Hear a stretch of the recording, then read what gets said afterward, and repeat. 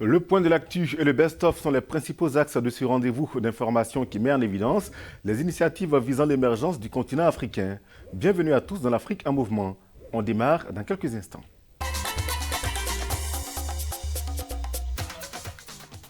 Vendredi dernier, ils étaient 1400 participants à prendre part à l'ouverture des premières assises nationales de la régionalisation avancée à Agadir.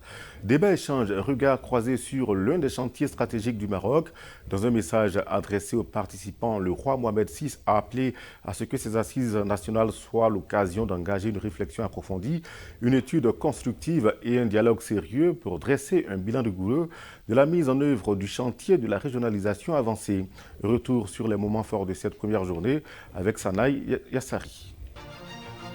La mise en œuvre de la régionalisation avancée passe à la vitesse supérieure. Depuis l'adoption des lois relatives à ce chantier, plusieurs étapes ont été franchies. Les mécanismes de mise en place de cette nouvelle gouvernance territoriale sont au centre des débats lors de cette première journée d'ouverture. Placées sous le haut patronage du roi Mohamed VI, ces assises initiées par le ministère de l'Intérieur et l'Association des régions du Maroc connaissent la participation d'environ 1400 personnes. La séance d'ouverture, qui s'est déroulée notamment en présence du chef du gouvernement Saad Eddine Othmani, a été marquée par un message royal. Le message royal prononcé lors de ces assises est d'une très grande importance. Il soulève tous les éléments portant sur ce grand chantier structurant et stratégique tel que cité par Sa Majesté le Roi, en vue de déterminer les défis présents, les points forts et les points faibles et de progresser dans des prévisions futures. Lors de cette première journée, il a été procédé à la signature du cadre d'orientation pour la mise en œuvre de l'exercice des compétences des régions. L'objectif est de tirer profit des conclusions de l'étude relative à la définition des compétences propres et communes des régions et d'accélérer l'exercice de ces compétences ainsi que l'adhésion de toutes les parties au processus de mise en œuvre en droite ligne avec les compétences de chaque région et ses moyens financiers et humains disponibles. La commission spéciale pour le modèle de développement au Maroc dispose désormais d'une charte morale. Elle est établie lors d'une réunion plénière à l'Académie du Royaume. Le document contient des règles relatives à son fonctionnement et à l'engagement de ses membres. Les détails de la charte avec Noa Bazir. La commission spéciale sur le modèle de développement prend de nombreuses mesures pour renforcer son plan d'action 2020. À partir du 2 janvier prochain, la Commission sera à l'écoute de nombreux acteurs, parmi lesquels des institutions, des associations, des syndicats, mais aussi des partis politiques et le secteur privé, afin d'établir un esprit d'ouverture au sein de la CSMD. L'objectif est de recueillir diverses contributions et avis des parties sollicitées afin d'établir un modèle de développement judicieux. Afin d'encourager la participation et l'inclusion de tous, l'Assemblée mettra en place une plateforme digitale où tous les citoyens pourront exprimer leurs idées afin d'enrichir le débat et partager les expériences. Non seulement, la Commission organisera également des rencontres sur le terrain afin d'écouter les citoyens et toutes composantes de la société marocaine. Dans un esprit de transparence accompagnant toutes les initiatives prises, la Commission a établi une charte morale, des règles relatives à son fonctionnement.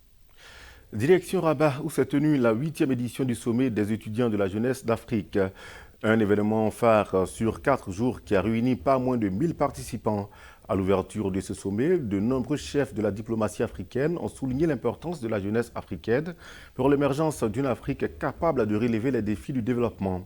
Les détails avec Younes Benzineb. L'avenir de l'Afrique, défis et perspectives pour la jeunesse. Tel est le thème choisi pour la 8e édition du sommet des étudiants et de la jeunesse. À la cité de l'Université internationale de Rabat, étudiants, diplomates, lauréats universitaires se sont rencontrés. À l'invitation de l'Agence marocaine de coopération internationale, la MCI, en partenariat avec l'Union des associations d'étudiants africains, ils sont venus renforcer la coopération dans le domaine de l'éducation et de la jeunesse dans le continent. Pour eux, la contribution du Royaume dans ce sens n'est plus à démontrer. De nombreux Ghanéens ont étudié ou poursuivent leurs études dans plusieurs disciplines ici. Grâce à leur formation au Maroc, ils contribuent de manière remarquable au développement de leur pays. MCI est un organe fédérateur qui joue un rôle important dans le cadre de raffermissement de la coopération sud-sud, de la coopération afro-africaine et puis de la coopération maroco-africaine. Des sessions plénières, des débats et des activités culturelles sont au menu de cette édition. Ils traitent de plusieurs thématiques, notamment la place de la jeunesse dans un monde globalisé et les moyens susceptibles de forger les stratégies de partenariat pour un futur meilleur. Faisons un tour à présent dans l'espace. C'est une étape historique pour l'Éthiopie. Le lanceur Longue Marche a envoyé vendredi dernier 8 satellites dans l'espace. Parmi eux, le premier satellite éthiopien qui doit permettre d'améliorer la connaissance des ressources agricoles, forestières et minières du pays et contribuer à une meilleure réponse aux catastrophes climatiques. Sachez que 2019 a été une année record pour l'industrie spatiale africaine. Les détails avec Souel Jalil. L'Afrique revient à la conquête de l'espace. Avec l'aide de la Chine hier, l'Éthiopie a mis en orbite son premier satellite, nommé Ethiopian Remote Sensing Satellite, une étape considérée comme historique par les dirigeants du pays. Lancé depuis une base spatiale chinoise, l'équipement ETRSS-1, développé par l'Académie chinoise de technologie spatiale, a été conçu avec l'aide de 21 scientifiques éthiopiens. Il fait de l'Éthiopie le 11e pays africain à mettre un satellite dans l'espace. L'Égypte fut le tout premier en 1998. À noter que le programme spatial éthiopien a été initié en 2004 par la Société éthiopienne de sciences spatiales ESSS. Ensuite, le gouvernement éthiopien a formalisé cet engagement en 2016 avec la création de l'Institut éthiopien de sciences spatiales et de technologie. Au total, 41 satellites africains ont été lancés jusqu'à aujourd'hui, mais aucun ne l'a été depuis le continent. À noter que les données fournies par cet équipement de 70 kg doivent permettre d'améliorer la connaissance des ressources agricoles, forestières et minières du pays et de contribuer à une meilleure réponse aux catastrophes climatiques. Autant de données cruciales pour ce pays de plus de 100 millions d'habitants qui affiche selon la Banque mondiale une croissance moyenne de 9,9% depuis 10 ans, mais reste très dépendant de l'agriculture et de la sylviculture. La capitale économique ivoirienne a accueilli la deuxième édition du Financial Afrique Award, le rendez-vous de la finance africaine qui met en exergue la dynamique des convergences africaines. Retour sur les temps forts de cette édition avec Mel Berchel et Ferdinand Kwaku. Alors qu'elle a adopté diverses stratégies nationales et régionales pour améliorer l'inclusion financière du plus grand nombre et qu'elle réfléchit à de nouvelles unions monétaires, l'Afrique doit faire face à la plus grande disruption née des révolutions technologiques et digitales. Pour soutenir cette action, le magazine financier panafricain Financial Afrique a initié depuis 2 ans la Journée de la finance africaine, un événement annuel qui réunit chaque année des acteurs du monde économique africain qui, à travers des échanges d'idées, contribueront à l'aboutissement de l'autonomie financière du continent. Cette journée est en quelque sorte le lieu d'une réflexion sur ces nouvelles technologies, sur leurs conséquences sur l'activité économique. Et comme vous l'avez vu à l'ouverture, il y a plus de points positifs, il y a plus d'échos porteurs pour l'Afrique que de menaces. Pendant très longtemps, tout ce qui était financement de l'économie était plutôt porté par les banques. Donc de plus en plus, vous voyez des initiatives que le gouvernement tout en entier appuie, justement parce que les banques ne suffisent pas. Et donc cette initiative qui a pour vocation de justement discuter de tout ce qui peut exister à travers le monde, de faire des partages d'expériences et de revisiter même des pratiques que nous avons, nous ne pouvions qu'être partie prenante. Allons à présent à Bamako pour promouvoir l'entrepreneuriat chez les jeunes. L'ambassade des États-Unis au Mali a financé un projet dénommé la Foire des idées, une initiative destinée aux anciens boursiers de cette ambassade. 5 idées de projets devront être finalement sélectionnées. Les détails avec notre correspondant à Bamako, Mohamed Danyoko. Au Mali, plusieurs jeunes ont bénéficié des programmes d'échange et d'études financés par le département des États-Unis. Au-delà de ces formations, l'ambassade des États-Unis au Mali compte accompagner ces jeunes pour la matérialisation en projet des expériences acquises afin d'aider le pays à sortir de la crise qu'il traverse. C'est un peu de région, de centre et de nord. On manque des opportunités et il y a les gens qui sont attrayés par les groupes extrémistes. Alors chaque fois qu'on peut créer des activités, soit commerciales, soit agricoles, on peut donner l'option hors de l'extrémisme. Conscients des enjeux et des défis de l'emploi, les jeunes comptent saisir cette opportunité de la foire des idées pour accroître la participation des jeunes à l'esprit d'entreprise et à la citoyenneté active. Il ne peut pas avoir un développement durable sans le secteur privé. Et c'est seulement dans nos pays de l'Afrique de l'Ouest, surtout particulièrement le Mali, où on voit que l'État est le premier pourvoyeur de l'emploi, ce qui ne doit pas normalement être le cas. Donc c'est une occasion de pouvoir stimuler, comme on appelle, l'idée d'entrepreneuriat chez les jeunes, afin que chacun puisse non seulement s'auto-employer, et aussi offrir d'opportunités à d'autres jeunes de les employer. Il était une fois le métier de tisserand, un métier très ancré dans les sociétés africaines qui est pourtant aujourd'hui menacé en raison bien sûr de la modernisation de l'industrie du textile. À Dakar, Régis Moukila et Sanoussi Sané ont rencontré pour vous ces créateurs, ces artisans qui continuent de vivre de leur passion. Entremêler les fils de manière méthodique et ingénieuse pour obtenir un tissu original, une pratique au cœur du métier de tisserand. Dans les quartiers de Dakar où ils opèrent, ces artisans, pour la plupart originaires de la Guinée-Bissau, commencent à se faire rares. Être tisserand, c'est un bon métier. Nous faisons beaucoup de choses avec le pain tissé. Par exemple, des chemises, des sacs et autres accessoires que nous exportons jusqu'en Europe. Mais le seul hic est qu'aujourd'hui, malheureusement, les jeunes qui ne sont pas assez conscients des enjeux abandonnent cette profession. Malgré l'aide des autorités étatiques, ces spécialistes du pagne restent confrontés à de nombreuses difficultés. Entre autres, la baisse des ventes du fait de la modernisation du textile, mais surtout l'indisponibilité des sites afin d'exercer leur métier. Tous mes ancêtres étaient des tisserands et nous, quand l'enfant est né dans la maison, forcément il doit apprendre ce métier avant de faire quoi que ce soit. Même s'il fait autre chose, il doit le faire en même temps que le tissage là. Le secteur de l'artisanat représente près de 10% de la population active au Sénégal, tout en participant à 9% du PIB. En 2012, le gouvernement a mis sur place une agence pour la promotion et le développement de l'artisanat afin de soutenir ce métier traditionnel en voie de disparition. En Côte d'Ivoire, la chaire UNESCO pour la culture de paix a organisé sa première journée porte ouverte. Plusieurs personnalités ont été appelées à apporter leur contribution à la stabilité du pays qui se prépare aux élections présidentielles de 2020. Compte rendu de Max Soubi et Herman Dego. Favoriser une mutation vers une plus grande ouverture sur la culture de la paix, c'est l'un des objectifs de la chaire UNESCO. En Côte d'Ivoire, l'institution a organisé à l'université Félix Houphouët-Boigny d'Abidjan la première journée porte ouverte pour la culture de la paix. Il s'agit pour elle de contribuer à assurer une visibilité et la vulgarisation des missions et actions de la chaire UNESCO pour la culture de la paix. Justement, la notion de cohésion soit dans l'esprit de tout le monde, des Ivoiriens, des non-Ivoiriens, en tout cas de tous ceux qui vivent dans l'espace Côte d'Ivoire, même au-delà de l'espace Côte d'Ivoire. La paix doit représenter tout pour chacun, vraiment tout. Le bien-être, la paix des cœurs, la paix avec son voisin, la paix avec soi-même. La notion de culture de la paix est intrinsèquement liée au programme de l'UNESCO. C'est notre raison d'être, notre essence. C'est inscrit dans notre acte constitutif où nous construisons en fait la paix dans les esprits des hommes.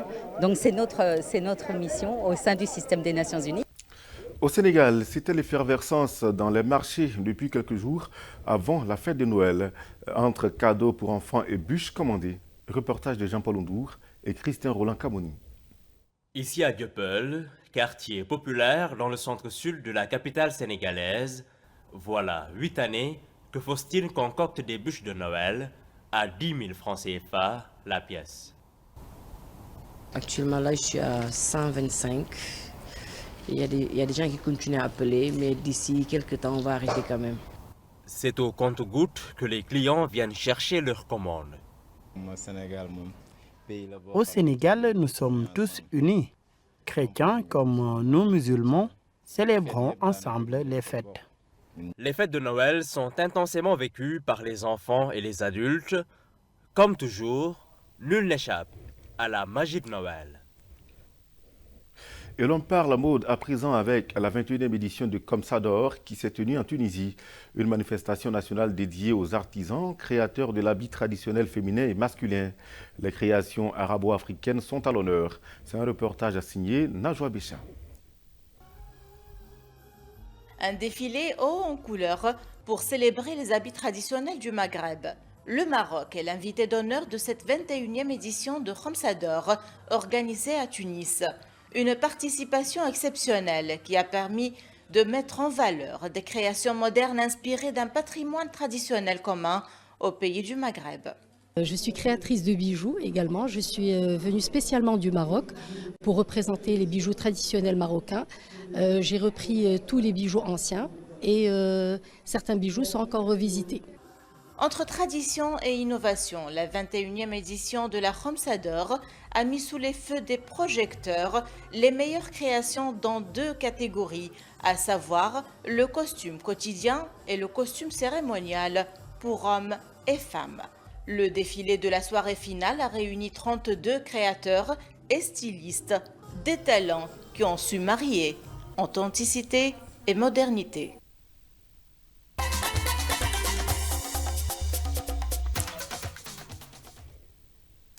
Nous entamons la seconde partie de notre émission avec la question du franc CFA qui était au centre des débats la semaine dernière. La monnaie sera remplacée en 2020 par l'éco. Quel changement cela apportera aux pays de l'Afrique de l'Ouest? La réponse dans cet élément.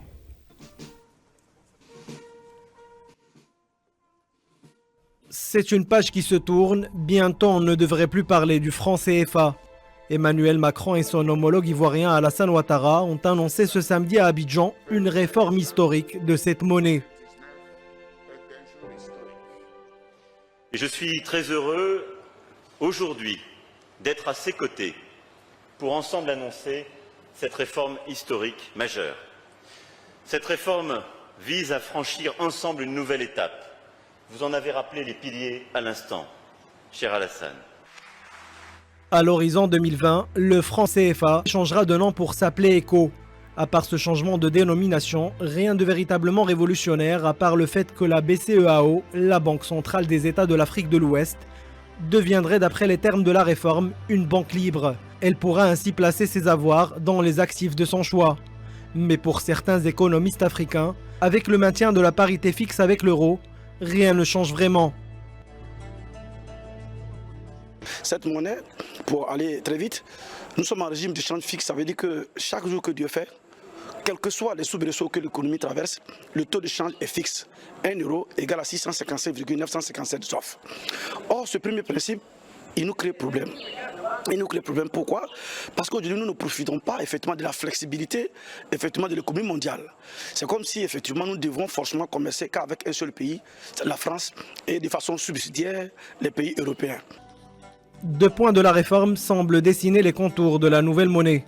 Premièrement, la fin du compte à la Banque de France, ce qui veut dire que les banques centrales d'Afrique de l'Ouest ne devront plus déposer la moitié de leurs réserves de change auprès de la Banque de France. Deuxièmement, les représentants français qui siégeaient au sein des instances de la Banque centrale des États d'Afrique de l'Ouest vont se retirer. Ce changement ne devrait concerner à ce jour que les 8 pays de l'Union économique et monétaire d'Afrique de l'Ouest, à savoir le Bénin, le Burkina Faso, la Côte d'Ivoire, la Guinée-Bissau, le Mali, le Sénégal et le Togo. L'Afrique centrale restant pour l'heure tenue à l'écart. Pour voir le jour, l'éco doit répondre à certaines incertitudes. À propos de l'impression des billets, l'entrée en vigueur, l'adhésion des autres pays africains, le problème de convertibilité en passant par l'euro. Et surtout, l'éco serait-il vraiment différent du franc CFA ? Elle est jeune et d'origine nigériane. Winifred Emmanuel vit sa passion et partage partage ses recettes culinaires avec les internautes grâce à YouTube. Zoom sur cette passionnée de cuisine dans ce reportage commenté par Ala Benani.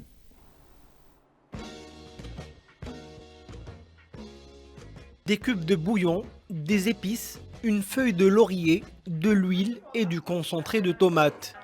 Le tout mélangé avec des oignons et du riz dans un récipient.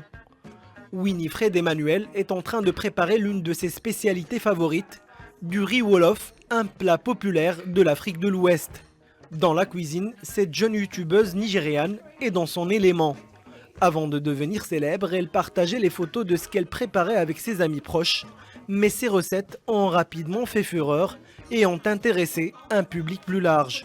Quand j'ai décidé de partager mes plats avec mes amis sur les réseaux sociaux, je me souviens que j'utilisais un téléphone BlackBerry et j'avais décidé de partager avec mes amis les photos des plats que je cuisinais. Ils me demandaient toujours des recettes. J'ai fini par me dire qu'il devait y avoir quelque chose à faire. Quand les demandes sont devenues de plus en plus nombreuses, j'ai décidé de toucher un public plus large. C'est ainsi que Zilicious Foods a vu le jour.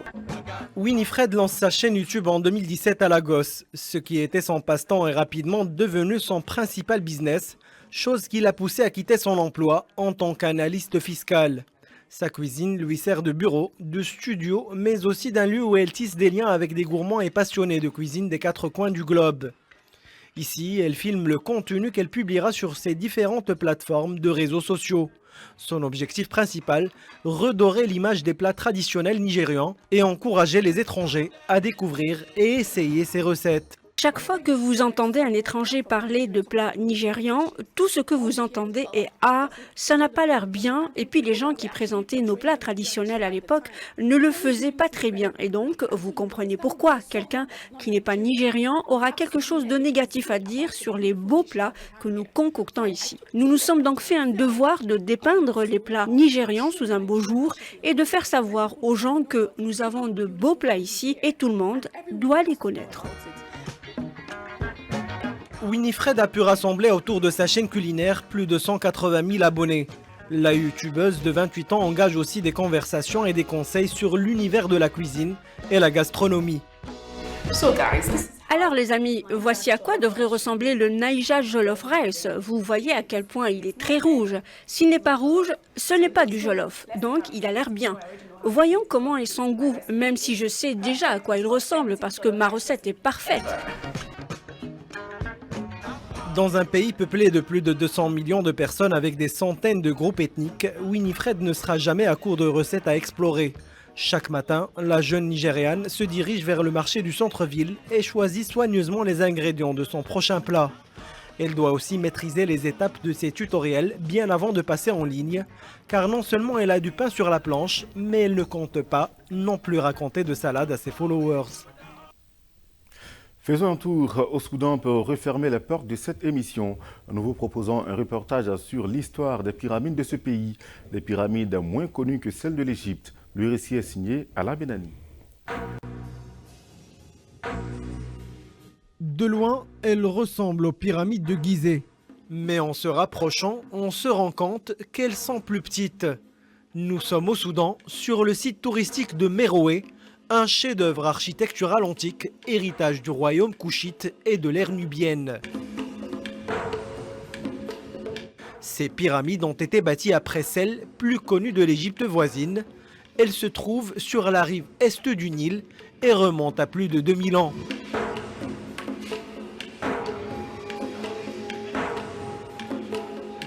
Aujourd'hui, Tania, une architecte portugaise et son mari, s'intéressent de plus en plus à ces édifices historiques.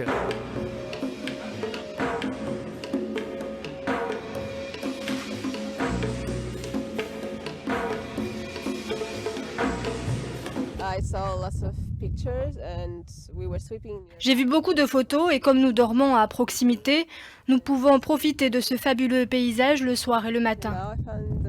Nous avons une vue imprenable et les gens sont vraiment gentils et toujours très accueillants.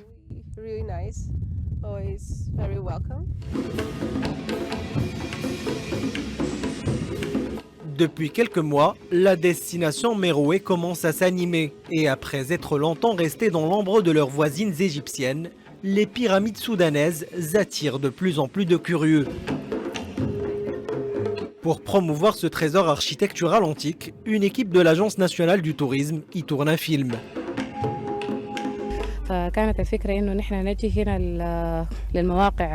Notre idée était de venir sur des sites touristiques pour les filmer sous des angles intéressants que les gens n'avaient pas vus auparavant. Nous les transformons ensuite en vidéos et en courts documentaires reflétant le tourisme et les sites archéologiques.